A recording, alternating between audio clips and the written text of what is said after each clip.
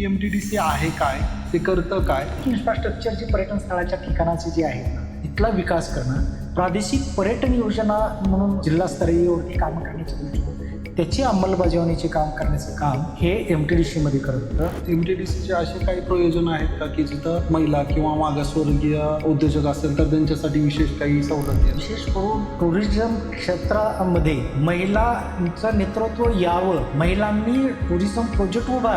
Tourism project म्हणजे कुठले project? Agro tourism म्हणजे असं आहे की ज्या शेतकऱ्याचा मुख्य व्यवसाय हा शेती आहे आणि पर्यटन हा पूरक व्यवसाय आहे, यांच्यासाठी ते ॲग्रो टुरिझम पॉलिसी शासनाने जाहीर केली आहे. ज्याला टुरिझम क्षेत्रामधला अनुभव नाही आहे परंतु आपल्याकडे 4 पैसे आहेत आणि इन्व्हेस्टमेंट करायचे म्हणून करतात आणि टुरिझम ॲक्टिव्हिटी. मुळात आपण काय केलं पाहिजे की जर पर्यटक जर आपल्याकडे आला तर त्याला आपण काय काय दाखवू शकतो. बरं, एक 1 नाईटसाठी आला तर दुसऱ्या अजून 2 नाईट्स कशा वाढवता येऊ शकतील, त्याच्यासाठी काय काय नवीन नवीन उपक्रम राबवता येऊ शकतील का, ह्याचा पूर्ण अभ्यास करणं गरजेचं आहे. पर्यटकांना काय पाहिजे असतं की नीट, क्लीन आणि स्टँडर्ड टॉयलेट बाथरूम असणं गरजेचं. स्वतः MTDC जवळपास 27च्या जवळपास रिसॉर्ट स्वतः चालवते आणि सर्वात महत्त्वाची बाब म्हणजे आपला टुरिझम सेक्टर हे. तुम्हाला कमी पैशात व्यवसाय सुरू करायचा आहे का? तुमच्याकडे भांडवल कमी आहे पण तुम्हाला सरकारी मदत हवी आहे? जर असं असेल तर आजचा पॉडकास्ट हा तुमच्यासाठीच आहे. नमस्कार, मी रोहित गायकवाड, रिअल इस्टेट प्रशिक्षक आणि लेखक, तुमचे स्वागत करतो TRG पॉडकास्टच्या नव्या कोऱ्या एपिसोडमध्ये. आजच्या पॉडकास्टमध्ये आपण निमंत्रित केलेले आहेत माननीय हनुमंत हेडे सर, जे की वरिष्ठ व्यवस्थापक आहेत पुणे प्रादेशिक MTDC म्हणजेच महाराष्ट्र पर्यटन विकास महामंडळ.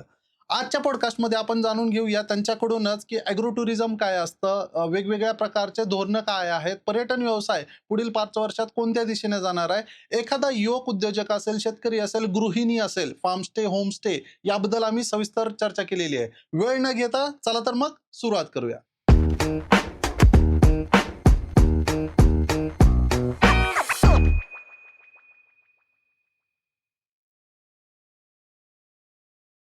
सर, तुमचे पुन्हा एकदा स्वागत. आमच्या प्रेक्षकांना तुमची थोडक्यात ओळख करून द्या. मी हनुमंत कृष्णा हेडे, वरिष्ठ व्यवस्थापक, प्रादेशिक कार्यालय MTDC पुणे. आपण यापूर्वी कुठे होतात किंवा आपलं थोडीशी जर्नी या MTDCत कसे आलात किंवा हे फील्ड निवडल्यावर तुमच्याकडे कुठल्या जबाबदाऱ्या किंवा तुमचे कार्य अधिकार काय आहेत वगैरे? हां, मी 1997ला MTDC मध्ये ॲज अ मॅनेजर म्हणून आलो. 97, 98, 99 मी प्रादेशिक कार्यालय पुणे येथे लेखा व्यवस्थापक म्हणून होतो. 99च्या नंतर माझी प्रादेशिक हेड ऑफिस मुंबई येथे बदली झाली. तिथे मी इन्सेंटिव्ह मॅनेजर म्हणून मी काम केलं. ओके. पर्यटन धोरण 1999ची अंमलबजावणी करण्याच्या दृष्टिकोनातून इन्सेंटिव्ह शाखा क्रिएट केली. तत्कालीन व्यवस्थापकीय संचालक रामकृष्णन यांनी इन्सेंटिव्ह सेल क्रिएट केला आणि पर्यटन धोरणाची अंमलबजावणीचे काम केलं.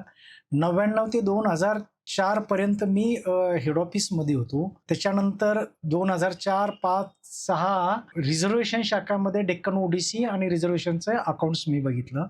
2007, 8, 9 प्रादेशिक व्यवस्थापक म्हणून मी प्रादेशिक कार्यालय नाशिक येथे मी कार्यरत काम केलेलं आहे. बरं. त्यानंतर 9, 10 प्रादेशिक व्यवस्थापक पुणे, MTDC पुणे म्हणून मी इथं काम केलं. त्याच्यानंतर 2010, 11, 12 परत मी हेड ऑफिस मुंबईमध्ये मी MTDC मध्ये काम केलं. 2012 ते 2018 हा मी वरिष्ठ प्रादेशिक व्यवस्थापक, प्रादेशिक कार्यालय नागपूर येथे मी कार्यरत केलं, म्हणजे पूर्ण रिजन. 18-19 ला मी वरिष्ठ व्यवस्थापक म्हणून प्रादेशिक कार्यालय अमरावती येथे मी काम केलं. बापरे. त्याच्यानंतर नवीन पर्यटन संचालनालय स्थापित केलं 2019 मध्ये. तर 19 मध्ये नवीन पर्यटन संचालनाची स्थापना झाल्याच्या नंतर मी अमरावतीमध्ये मी उपसंचालक पर्यटन म्हणून 19-20 पर्यंत मी अमरावतीला होतो.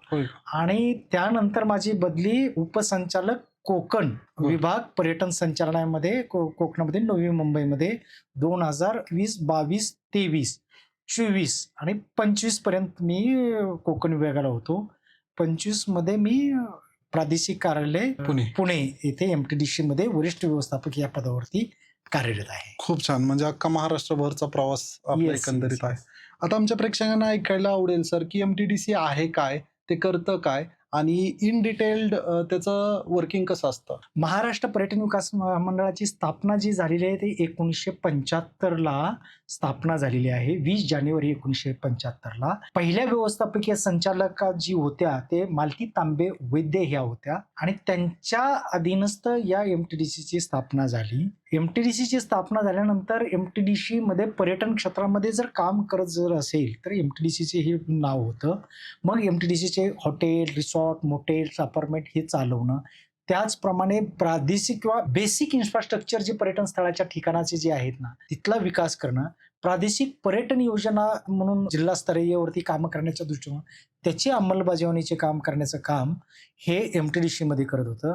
परंतु सन 2019 मध्ये ऍक्च्युली 2016 मध्ये एक शासनाने निर्णय घेतला की पर्यटन संचालनालय म्हणजे डायरेक्टर ऑफ टुरिझम हे स्वतंत्र असावं. त्या अनुषंगाने 2016 मध्ये निर्णय झाला, पण त्यांची अंमलबजावणी जी झाली ती 2019.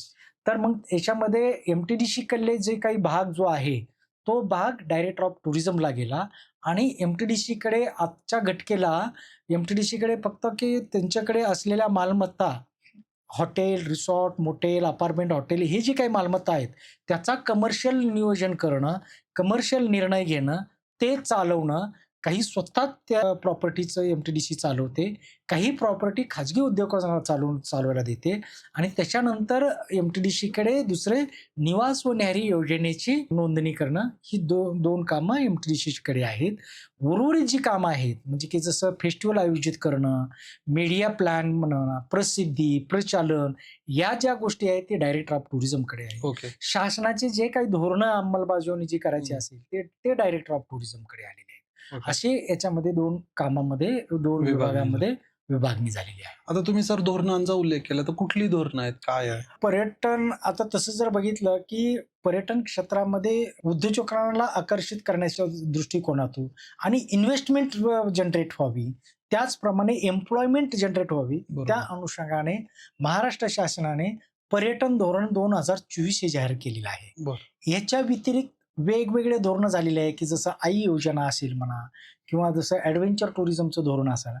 हे जी धोरणाची अंमलबजावणी जी करायची जी आहे ते डायरेक्टर ऑफ टुरिझम कडून केली जाते आणि ती उत्तमरित्या चालू आहे.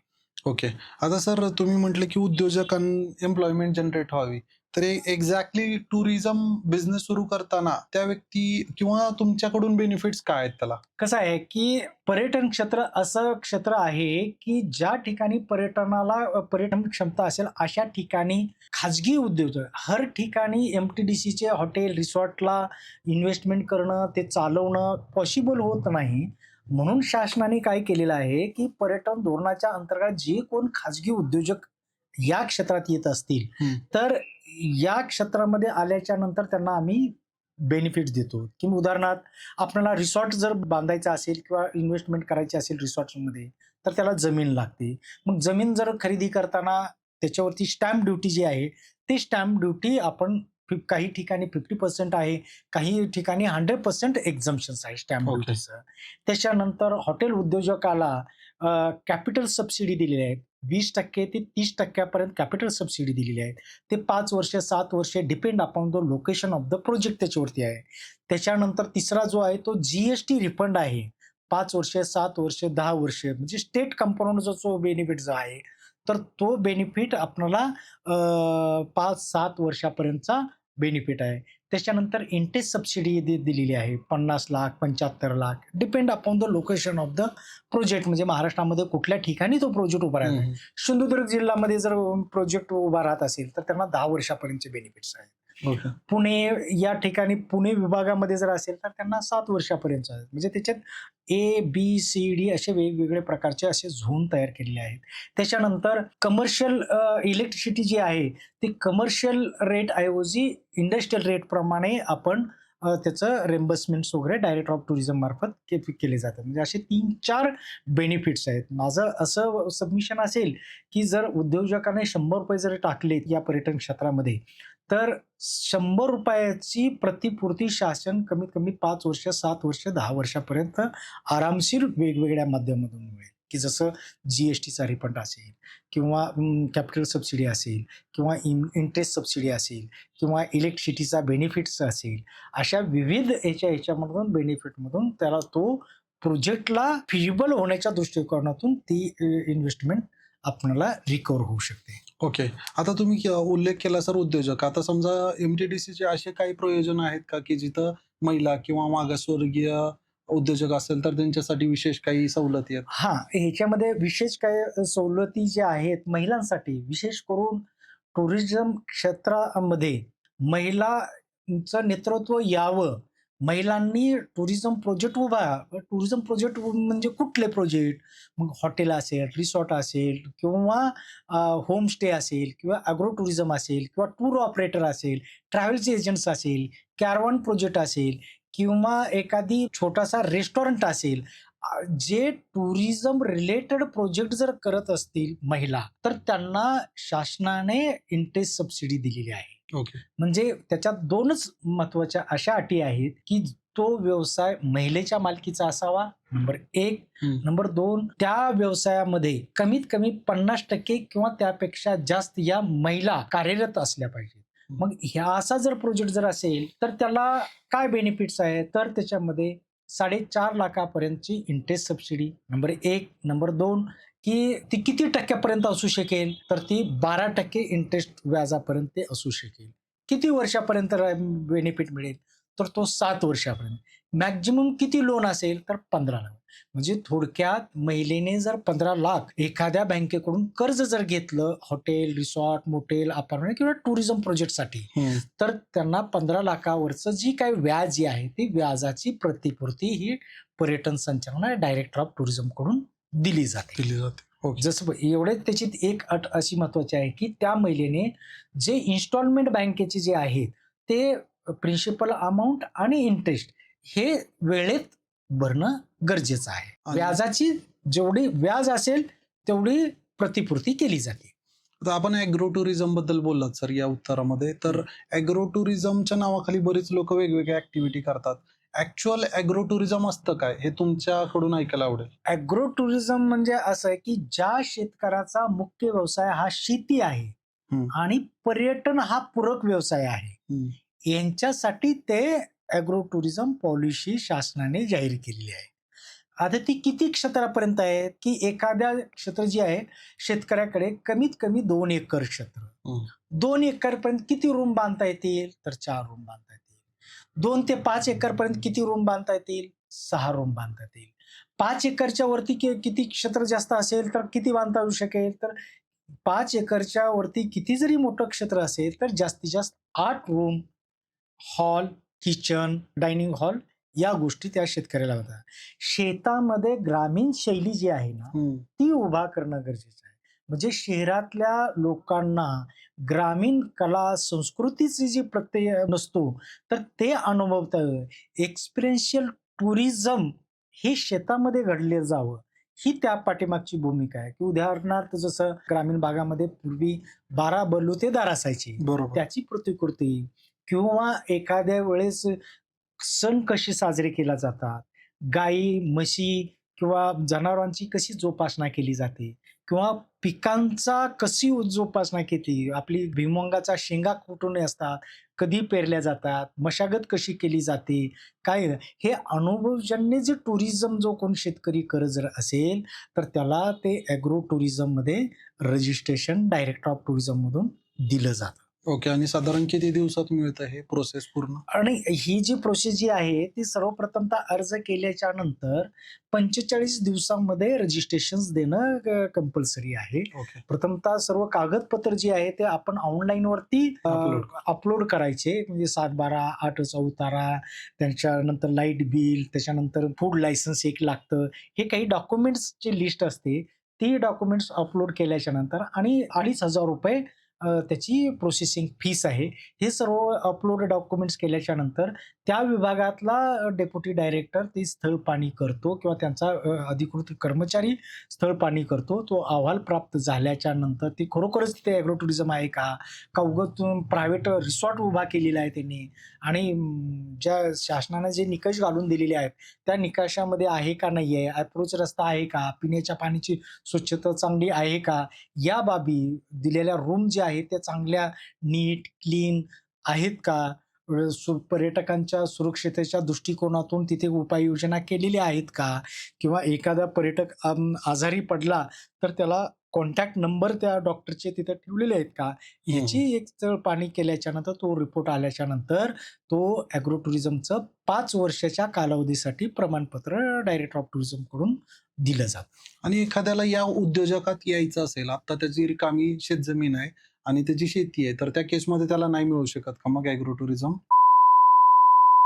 Wait. If you are investor or industrialist looking for clear title agriculture or industrial plot across Pune, Mumbai and Konkan region, then do contact us for verified legally clear land parcels. हमेशा याद रखिए, land is limited. अगर आपने नहीं खरीदा तो वो किसी और की अमानत होगी. अगर आपको अपनी लैंड बेचनी है या खरीदनी है तो डिस्क्रिप्शन बॉक्स एंड कमेंट में लिंक दी है, उस पर क्लिक कीजिए, फॉर्म सबमिट कीजिए, हमारी टीम आपको कांटेक्ट करेगी. Thank you. नाही, त्याने काहीतरी ऍक्टिव्हिटी सुरू करणं गरजेचं आहे. नुसतं ओपन लँड आहे हां. परंतु तिथं काहीच मुळात म्हणजे काय आहे की पर्यटकांना तुम्ही आल्याच्या नंतर काय दाखवणार आहात आणि त्याची काय सुविधा करणार आहात ह्या गोष्टी असल्याच्या नंतर आपल्याला ॲग्रो टुरिझम मध्ये करता येऊ शकतं. आता आपण म्हटलं की रजिस्ट्रेशन केल्यानंतर 45 दिवसात, आता ही रजिस्ट्रेशन प्रोसेस कशी आहे? रजिस्ट्रेशन प्रोसिजर www.maharashtraTourism.gov.in या संकेतस्थळावरती ॲग्रो टुरिझमचा एक टॅगलाईन आहे. त्याच्यावरती आपल्याला सर्व कागदपत्र ऑनलाईन वरती उपलब्ध आहेत आणि ते सर्व अपलोड केलं की ऑफिसला येण्याची सुद्धा गरज नाही. तो ऑनलाईन वरती सर्टिफिकेट दिलं जातं. पेमेंट पण ऑनलाईनच करायचं. पेमेंट ऑनलाईन दिलं जातं. सर, बऱ्याच लोकांनी टुरिझम व्यवसायात आले, पण कोविड नंतर बऱ्याच लोकांची अवस्था बिकट होती, आर्थिक परिस्थिती. तर ही लोक का फेल होतात? म्हणजे नवीन उद्योजकांना असं काय चुका टाळाव्यात जेणेकरून त्यांनी टुरिझम मध्ये यशस्वी होतील? खरोखरच हा महत्वाचा प्रश्न आपण विचारला की बऱ्याच वेळेस काय होतं की ज्याला टुरिझम क्षेत्रामधला अनुभव नाहीये परंतु आपल्याकडे 4 पैसे आहेत आणि इन्व्हेस्टमेंट करायचे म्हणून करतात आणि टुरिझम ऍक्टिव्हिटी. मुळात आपण काय केलं पाहिजे की त्या परिसरामध्ये टुरिस्ट कुठल्या ह्याच्यासाठी येतात त्याचा स्टडी करणं, सस्टेनेबिलिटी, फिजिबिलिटी रिपोर्ट्स तयार करणं गरजेचं आहे. त्याचा अभ्यास केला पाहिजे.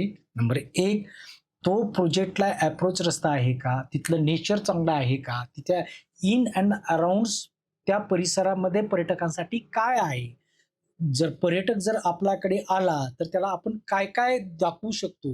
बरं, एक 1 नाईटसाठी आला तर दुसऱ्या अजून 2 नाईट्स कशा वाढवता येऊ शकतील, त्याच्यासाठी काय काय नवीन उपक्रम राबवता येऊ शकतील का, ह्याचा पूर्ण अभ्यास करणं गरजेचं आहे. आपल्याकडे मुळात म्हणजे की ही टुरिझम अशी इंडस्ट्री जी आहे की टुरिझम सर्व्हिस इंडस्ट्री आहे. पर्यटकांना चांगल्या सुख सुविधा जर दिल्या, सेवा दिल्या, चांगल्या बिहिकी दिल्या तर निश्चितच रिपीटेड कस्टमर येतो. आपल्याकडे काय होतं की तिथला जो सर्व्हिस देणारा जो कस्टमर होतो हॉटेल इंडस्ट्रीज मधला नसतो किंवा त्याला ट्रॅव्हल अँड टुरिझमचं काही नॉलेज नसतं. त्याच्यामुळे सर्व्हिसमध्ये आपण मागे पडतो. म्हणजे पर्यटकांना कसं आहे की पर्यटकांना नीट, क्लीन, स्वच्छ टॉयलेट. उदाहरण जर एखादं द्यायचं म्हणलं, माझ्याकडे एक पराशर ॲग्रो टुरिझम म्हणून आहे इथं जुन्नर साईडला. तर त्याने 1.5-2 एकरमध्ये डेव्हलप केलेला आहे. पण कसं केलेलं आहे की नुसतं कन्स्ट्रक्शन आणि बिल्डिंग आणि इंटिरियर अशा पद्धतीचं त्याने केलेलं नाही. त्याचं सेंटर जी आहे ती कुडाच्या रूम्स तयार केलेल्या आहेत. झोपण्यासाठी त्याने लाकडी ही केलेल्या आहेत आणि पांघरायला तो गोधडी देतो आणि खाल्लं जी जमीन आहे ते सारवायच्या आहेत. बाजूच्या जी भिंती जी आहे ते कुडाच्या बांधलेल्या आहेत, त्या सारवण्याच्या असतात. बरोबर. आणि त्याच्या आतमधली जी टॉयलेट जी आहेत ना त्यांनी जगवारच्या बसवलेल्या आहेत, एकदम चांगल्या दर्जाच्या. म्हणजे पर्यटकांना काय पाहिजे असतं की नीट, क्लीन आणि स्टँडर्ड टॉयलेट बाथरूम असणं गरजेचं आहे. तर त्या सेंटरकडे जवळपास 23 देशातील विदेशी पर्यटक येऊन गेलेले आहेत. म्हणजे असं नाहीये की पण तो त्याच्याकडे जर बघितलं त्या सेंटरमध्ये तर तो दारू पिण्याला अलाउड करत नाहीये. नंबर 1. नंबर 2, जर एखाद्या कस्टमरला किंवा टुरिस्टला नॉनव्हेज खायचं असेल तर तो दुसऱ्या ठिकाणी तो व्यवस्था करून देतो. आणि पण त्याच्यामध्ये तिथे करू देतात ना, तिथे धूम्रपान किंवा सिगारेट असल्या कुठल्याच बाबतीत त्यांना फक्त तो बुकिंग करताना किंवा इन्क्वायरी आल्याच्या नंतर पर्यटकांना विचारतो की तुम्हाला या सेंटरमध्ये काय अनुभव घ्यायचा आहे. तर तो स्पष्ट सांगतो की माझ्याकडे हे ग्रामीण टच मधला अनुभव तुम्हाला घेता येऊ शकेल अशा पद्धतीनं. तर त्याच्याकडे 23 देशातले विदेशातले पर्यटक येऊन गेलेले आहेत. जे सांगण्याचा तात्पर्य ते की आपल्याकडे बरेच वेळेस काय होतं की तो इन्व्हेस्टमेंट रिकव्हर न होता भली मोठी इन्व्हेस्टमेंट केली जाते आणि तिचं रिटर्न मिळत नाहीये, मग तो नुकसानीमध्ये जातो. तर त्याच्याऐवजी त्याला मार्केटिंग करणं गरजेचं आहे. एक थीम बेसवरती त्यानं प्रमोशन्स करणं गरजेचं आहे. पर्यटकांना वेगळ्या चांगल्या सुविधा देणं गरजेचं आहे. या जर केल्या तर तो व्यवसाय हा आपला चांगला यशस्वी होऊ शकतो.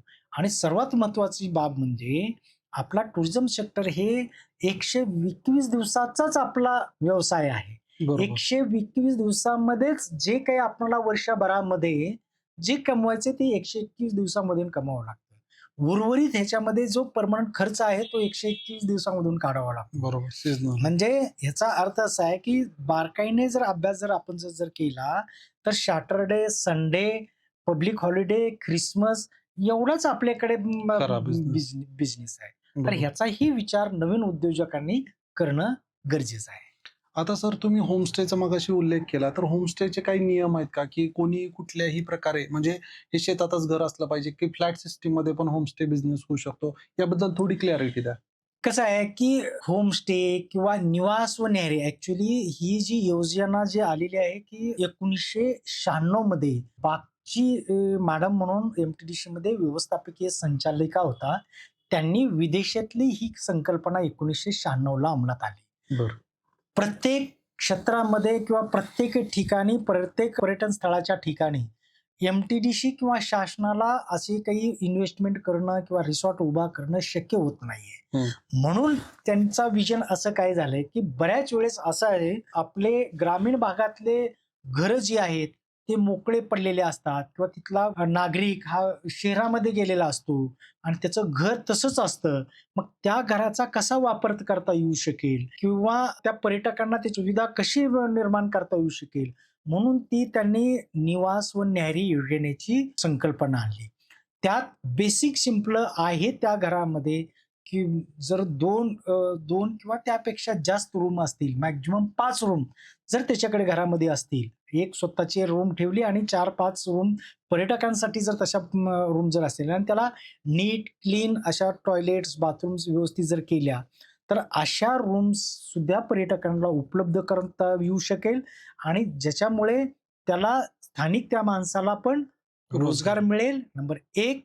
नंबर 2, तो घर मालक तो तिथे राहत असल्यामुळे त्या परिसरामधले जी सण साजरे केलेले जातात, बाहेरून येणारा किंवा बाहेरच्या स्टेटमधला येणारा पर्यटक त्याला महाराष्ट्राची कशी कला, संस्कृती किंवा सण साजरे केले जातात त्याचा अनुभव घेता येऊ शकेल. अशा उद्देशाने ती निवास व न्याहारी योजना ती अंमलात आलेली आहे. मग ती शहरामध्ये पण करता येऊ शकते, ग्रामीण भागामध्ये पण करता येऊ शकेल, पण त्याच्यामध्ये मॅक्झिमम 5 रूम जर असतील तरच ते मॅक्झिमम त्याला आपल्याला रजिस्ट्रेशन देता येतं आणि त्याची वेबसाईटवरती एमटीडीसीच्या वेबसाईटवरती आपण माहिती दिली जाते. आणि हे जे रजिस्ट्रेशन जे आहे ते 5 वर्षाच्या कालावधी असतं रजिस्ट्रेशन. ह्याच्यातून एमटीडीसी कोणताही व्यवसाय पर्यटकांना म्हणजे त्या घर मालकाला देत नाहीये.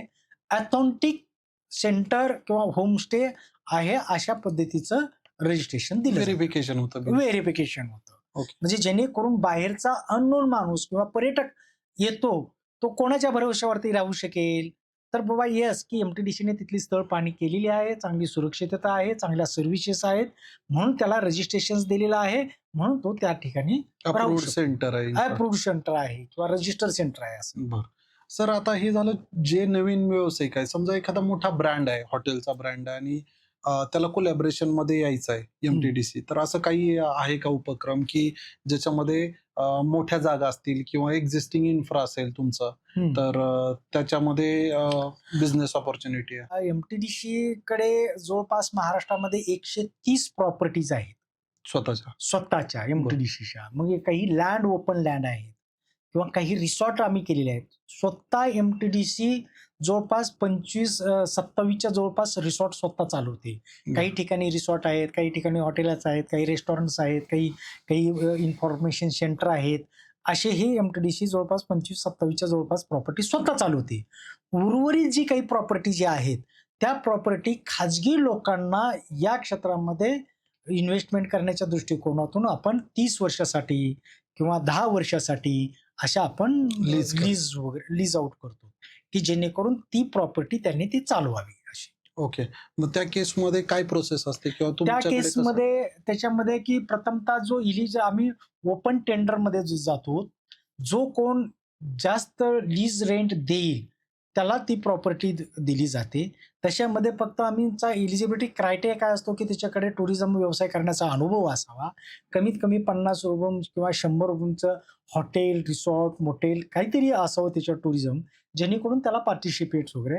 काही टर्नओव्हर त्याचा विचारात घेतला जातो. काही त्याची फायनान्शियल पोझिशन्स पण अशा एलिजिबिलिटीच्या टेंडर वाईज क्रायटेरिया तपासला जातो. आणि ओपन टेंडर्समध्ये जो कोण त्याच्यावरती तो एलिजिबल होईल आणि जो फायनान्शियल बीड चांगली देईल त्याला आपण ऑफर लेटर देतो. Okay. त्याच्यानंतर त्याने ती प्रॉपर्टी हँडओव्हर करतो आणि चालवायला घेतो. आणि हे साधारण कुठे बघायचं? वेबसाईटवर? वेबसाईट MTDCच्या वेबसाईटवरती mtdc.co ही आपली वेबसाईट आहे. बरं सर, खूप छान माहिती दिली. आता आपण पॉडकास्टच्या शेवटच्या टप्प्याकडे आहे.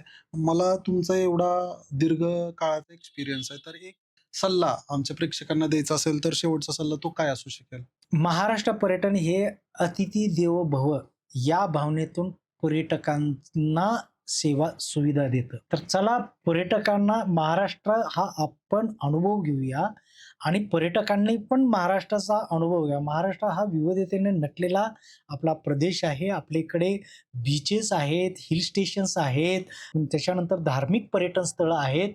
असे मोठा आपल्याकडे किंवा आपला शिवनेरी किल्ला आहे, रायगड किल्ले आहेत, ऐतिहासिक वारसा आपल्याला आहे, सामाजिक सोशल टुरिझम पण आपल्याकडे आहे.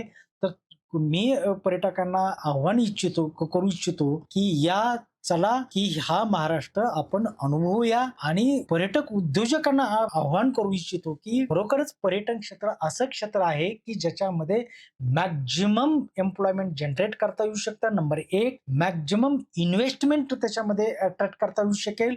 आणि शासनाने अशा चांगल्या इन्व्हेस्टमेंटसाठी इन्व्हेस्टमेंट फ्री होण्याच्या दृष्टिकोनातून पर्यटन धोरण जाहीर केलेले आहेत. तर या धोरणाचा जसं की कॅपिटल सबसिडीचा फायदा घ्या, इंटरेस्ट सबसिडीचा घ्या किंवा GST रिफंड 5 वर्ष 7 वर्ष, नवीन रिसॉर्ट टाकायचा असेल, जमीन खरेदी करायचा असेल तर स्टॅम्प ड्युटीचे बेनिफिट्स घ्या. अशा या शासनाने जे जाहीर केलेले धोरणं आहेत त्याचा निश्चित तुम्ही फायदा घ्या. शासन आपल्या दारी आलेलं आहे. शासनाने पर्यटकांसाठी पण सुविधा केलेल्या आहेत आणि उद्योजकांसाठी पण विविध अशा योजना राबवलेल्या आहेत. म्हणून मी पर्यटकांनाही आवाहन करू इच्छितो की या महाराष्ट्रामध्ये अनुभव घ्या. आणि पर्यटन उद्योजकांनाही आवाहन करू इच्छितो की तुम्ही या धोरणांची निश्चित लाभ घ्या. शासन तुमच्या बरोबर आहे. खूप छान. होपफुली तुम्हाला खूप जास्त माहिती आणि नॉलेज मिळालं असेल. सरांचा जो काही व्हॉट्सअपचा लिंक असेल तो आम्ही देतो. तुम्हाला जर काही इन्क्वायरी असेल तर तुम्ही दिलेल्या लिंकवर क्लिक करून त्यांना संपर्क साधू शकता. त्यांच्या वेळेनुसार ते तुम्हाला कॉल करतील. ते प्रशासकीय अधिकारी आहेत असा अपेक्षा करू नका किंवा वारंवार त्या नंबरवर कॉल करू नका. जर तुमच्याकडून चांगला फीडबॅक मिळाला तर आपण पुन्हा एकदा सरांना विनंती करून पुढच्या एका नवीन भागात मिळूया. आज रजा घेतो. Thank you sir. Thank you sir. Thank you.